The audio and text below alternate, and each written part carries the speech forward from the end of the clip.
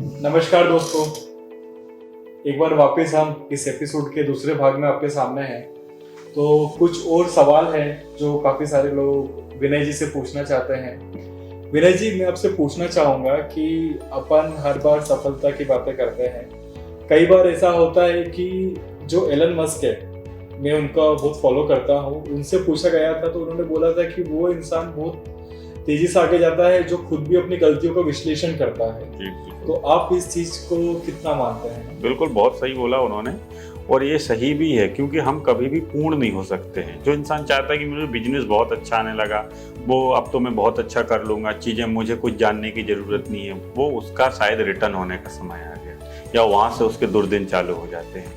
हम कभी भी किसी फील्ड के बारे में पूरा नहीं जान सकते। हमारे पास रोज सीखने का एक नया दिन है और मैं तो बोलता हर दिन हम सीखने के लिए, मैं भी जिस दिन भी आता हूँ मुझे कुछ ना कुछ रोज नया सीखने को मिलता है। तो ऐसा कभी कोई दावा नहीं कर सकता है कि उसको सारे इस फील्ड के या पूरा ज्ञान उसको आ गया है, अब उसको किसी चीज़ की ज़रूरत नहीं। हमें हमेशा सीखना चाहिए। छोटे से छोटे लोगों से बहुत कुछ सीखने को मिलता है, तभी बड़ा काम किया जा सकता है और सबको साथ लेकर किया जा सकता है। देखो जी, जैसा भी आपने बोले सीखने वाली बात, जी। तो जो रियल एस्टेट की भी फील्ड है इसमें बहुत सारे अप्स एंड डाउन्स आते रहते हैं। तो आप इसमें अपने आप को कैसे अपडेट रख पाते हैं? इतनी सारी चीजें हैं आपके, इतने सारे प्रोजेक्ट चलते हैं, इतने सारे एम्प्लॉय हैं आपके पास, जी। आप कैसे इन सबको अपडेट रखते हैं? मैनेजमेंट से। देखिए, सारा खेल होता है मैनेजमेंट का, है ना। हर आदमी पूरा नहीं, ऑर्गेनाइजेशन में सभी लोग हैं, सभी अपना रोल अदा करते हैं। आपने एक मूवी देखी, हर व्यक्ति आज मूवी देखता है ना, और आप सबने देखी, हमने भी देखी। मूवी में सबका पार्ट अलग अलग होता है। एक ही पार्ट, हीरो अलग होता है, विलन अलग होता है, चीजें अलग होगी, सबके अलग अलग रोल है।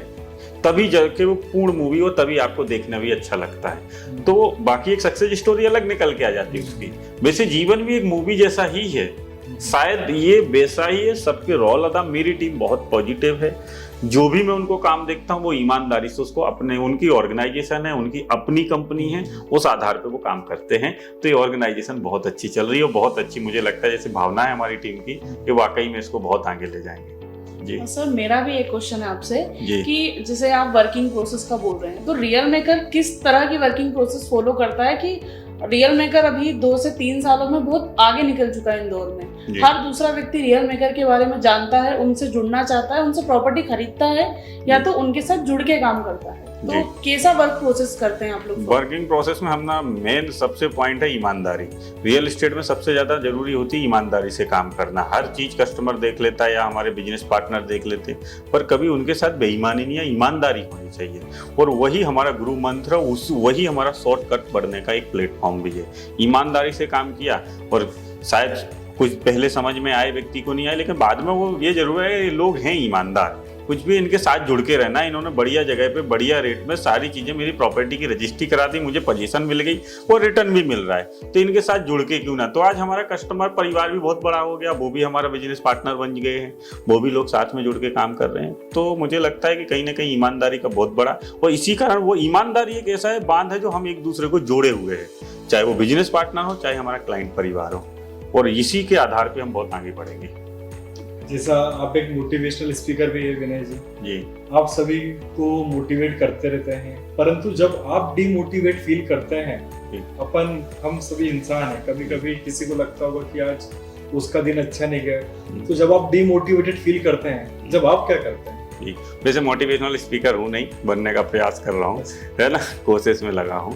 लेकिन हाँ, ये जरूरी है कि अप डाउन सोच आ जाती है कभी, जब चीज़ों काम का बहुत कभी लोड हो जाता है, रिस्क, बहुत सारी चीज़ें। जैसा दूर से दुनिया दिखती है या लोग मुझे देखते हैं, यार इनका जीवन बहुत अच्छा होगा, यार काश में ऐसा भी बन जाता, मुझे भगवान ने ऐसा क्यों नहीं बनाया, इस व्यक्ति की शायद किस्मत अच्छे, पूर्व जन्म के कर्म अच्छे, ऐसा नहीं है। मैं जिस जगह पे बैठता हूँ, इस जगह पे बहुत सारी चीज़ें हैं, लेकिन जो दिखता है वो पॉजिटिव है ना। तो हम भी होते हैं, अप डाउन होते हैं, लेकिन हम डिमोटिवेट नहीं होते हैं। सोच थोड़ा अप डाउन होने लगती है, वर्किंग की जब लोड होता है, प्रोसेस अलग होती है, बहुत सारे चैलेंजेस आते हैं। ईमानदारी से आज तक मैं डिमोटिवेट भी कभी नहीं हुआ, क्योंकि मुझे पता है कि जो मैं काम कर रहा हूँ इसका रिजल्ट अच्छा है, ईमानदारी से कर रहा हूँ।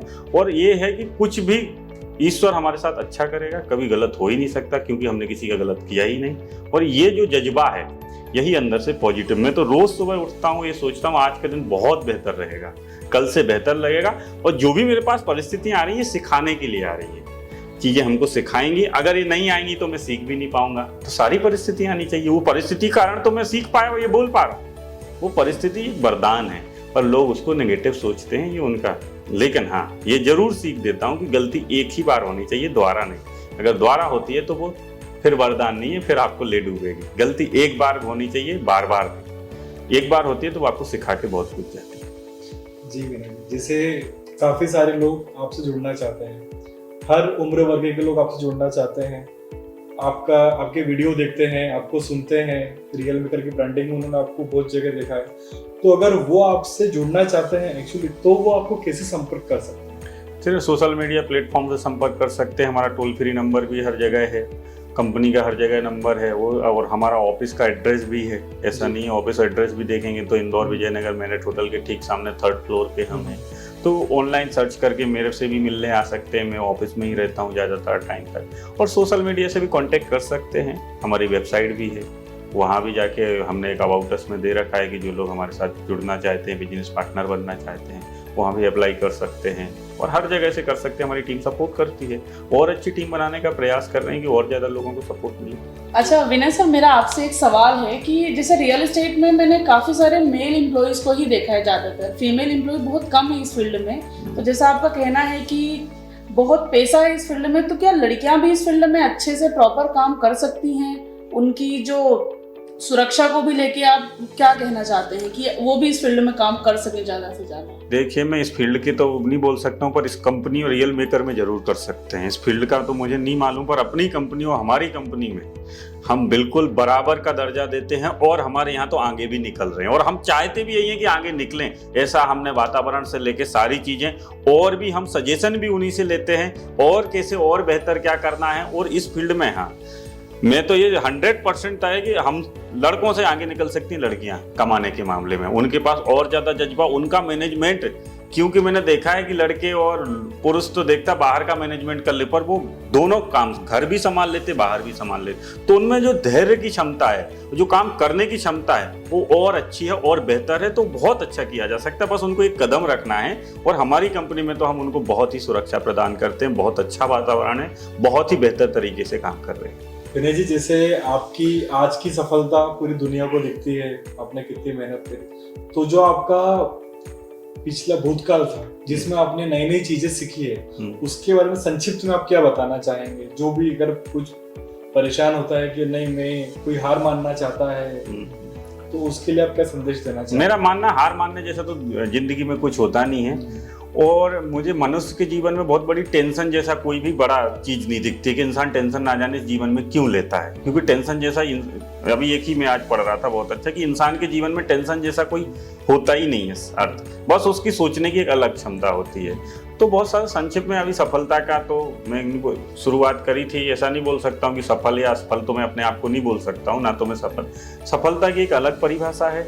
सफल हर व्यक्ति, कोई भी जो अपने काम से खुश है उसको मैं सफल बोल सकता हूँ, जो संतुष्ट है अपने काम से। क्योंकि सफलता के बारे में एक आनंद मिलता है, और अगर वो अपने काम करते हुए भी अपने आप को आनंदित महसूस करता है, उसकी पारिवारिक समस्याएं पूरी दूर हो रही हैं, उसका जीवन बढ़िया, तो वो सफल है। सफलता का श्रेय में कोई करोड़ों के उससे ट्रांजैक्शन से नहीं बोल सकता हूँ। सफलता, और हाँ, जीवन में उतार चढ़ाव तो आते हैं। हमारे भी जीवन में ये है कि जो हमको मिला है, तो हमारे जीवन में कम समय में ज़्यादा उतार चढ़ाव आ गए, तो उससे सीख बहुत अच्छा गए, और जो सीखा बहुत लोगों को सिखाना चाहते हैं, उस आधार पे और आगे बढ़ेंगे। और जैसे अभी काफी लोग आपसे जुड़े हैं ऑफिस में, टीम में, कंपनी में, और जो काफी सारे लोग बाहर हैं, तो अगर कोई आपके पास आता है तो आप किसी भी इंसान में सबसे पहले क्या चीज देखते हैं कि जो आपको चाहिए ही? उसके सपने, उसका टारगेट है कि नहीं है, यही देखता है। उसकी अपनी वजह क्या है, क्यों ये ज्वाइन कर रहा है। क्या किसी को देखकर कुछ पैसे ऐसे कमाने के उद्देश्य है, कि उसकी खुद का कुछ विजन है, कुछ विजन लेके आए, बस यही देखता हूँ।